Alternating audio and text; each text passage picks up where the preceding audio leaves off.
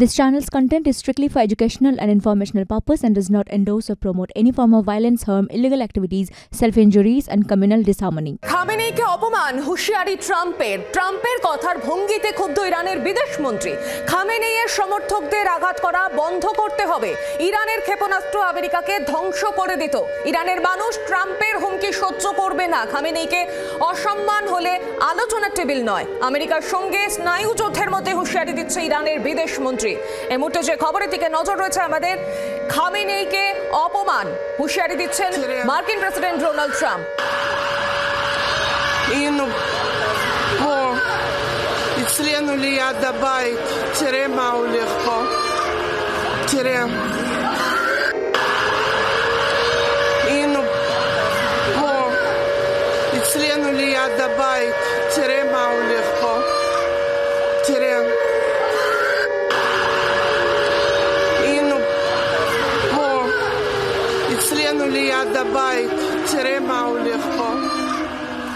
এই মুহূর্তে আমাদের সঙ্গে রয়েছেন প্রতিনিধি সব্যসাচী চক্রবর্তী। সব্যসাচী, খামেনেইকে হুমকি এবং খামেনির কথায় কোনোভাবে হুঁশিয়ারি, ট্রাম্পের কথার ভঙ্গিতে ক্ষুব্ধ ইরানের বিদেশ মন্ত্রী, কি জানা যাচ্ছে এই প্রসঙ্গে? দেখো, গতকাল থেকেই একটা টানাপোড়েন শুরু হয়েছে।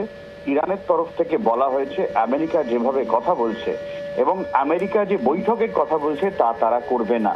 যেভাবে বৈঠকের কথা বলে ইরানের ওপরে আমেরিকা হামলা চালিয়েছে, পরমাণু ঘাঁটিগুলোর ওপর হামলা চালিয়েছে, তাতে তারা আমেরিকার সাথে কোনো কথা বলবে না। কারণ তাদের মতে, ইরানের মতে আমেরিকা আলোচনাও চায় আবার যুদ্ধও করে। এই সূত্রে IAEA এর সঙ্গেও কথাবার্তা বন্ধ করে দিয়েছে ইরান। এই অবস্থায় ডোনাল্ড ট্রাম্প যখন বলেন যে খামেনেইকে খুব একটা মর্মান্তিক মৃত্যু হতে পারত, খামেনেইকে মারা হয়নি, সেই জায়গা থেকে ইরানের মনে হয়েছে এটা অপমান এবং এটা খামেনেইকে অপমান করা হচ্ছে। ফলে খুব স্বাভাবিকভাবেই খামেনেইয়ের সমর্থকদের আঘাত করা বন্ধ করতে হবে এবং এটাও ইরান হুঁশিয়ারি দিয়েছে যে ইরান চাইলেই আমেরিকাকে ধ্বংস করে দিতে পারত। ইরানের মানুষ ট্রাম্পের হুমকি সহ্য করবে না। যুদ্ধ শেষ, স্নায়ুযুদ্ধ শুরু, আবার কখন যুদ্ধে পৌঁছে যাবে সেই আশঙ্কা আবার দানা পাচ্ছে মধ্যপ্রাচ্যে। সঙ্গে থাকো সব্যসাচী। খামেনির বারবার অপমান, ট্রাম্পের হুঁশিয়ারি বা ট্রাম্পের কথার ভঙ্গিতে ক্ষুব্ধ ইরানের বিদেশমন্ত্রী, অর্থাৎ ট্রাম্পের যে বলার ধরন তাতে ক্ষুব্ধ এবার বিদেশমন্ত্রী ইরানের। খামেনির সমর্থকদের আঘাত করা বন্ধ করতে হবে। ইরানের ক্ষেপণাস্ত্র আমেরিকাকে ধ্বংস করে দিত। ইরানের মানুষ ট্রাম্পের হুমকি সহ্য করবে না, একেবারে এমনটাই জানানো হচ্ছে। এবং খামেনিকে অসম্মান হলে আলোচনা টেবিলের নয়। আমি আবারও চলে যাব সব্যসাচীর কাছে। সব্যসাচী, তাহলে এরপর কি? এরপর যে কোনো পরিস্থিতি তৈরি হতে পারে। দেখো, যেভাবে বাকযুদ্ধ শুরু হয়েছে, কারণ সদ্য একটা যুদ্ধ গেল, ডোনাল্ড ট্রাম্প দাবি করেছিলেন যে ইরান এবং ইসরায়েলের মধ্যে একটা সমঝোতা তিনি করতে পেরেছেন। আদৌ সেটা যে হয়নি, ডোনাল্ড ট্রাম্প যেরকম ফাঁপা দাবি করে থাকেন সেটা আরো একবার প্রমাণিত হলো। ইরানও দাবি করছে তারা যুদ্ধে জিতেছে, ইসরায়েলও দাবি করছে তারা যুদ্ধে জিতেছে।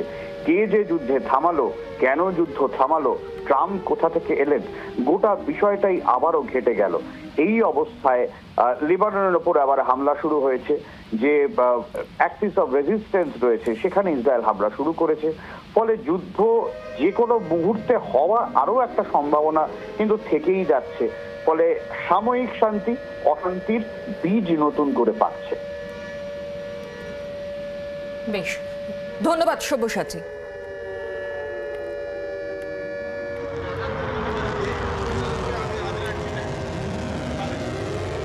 আরেকবার আপনাদেরকে জানিয়ে রাখি, খামেনেইকে অপমান হুঁশিয়ারি ট্রাম্পের কথার ভঙ্গিতে এবার ক্ষুব্ধ ইরানের বিদেশমন্ত্রী।